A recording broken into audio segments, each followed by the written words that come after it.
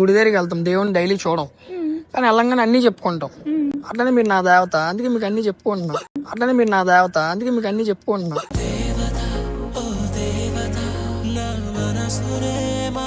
చెప్పారే పుష్ప మూవీ ఎట్లా వెళ్ళాలి.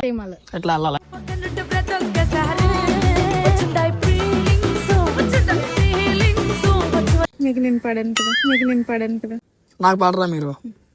నాకు తెలిసిన ఒక పెద్ద ఒక మాట అన్నాడు తెలుసా? ఏంటది?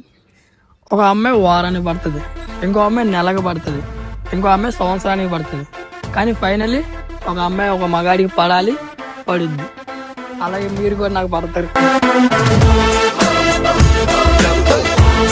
యాక్చువల్లీ అందమైన అమ్మాయిలు అందరూ గాలులకే పడతారంట.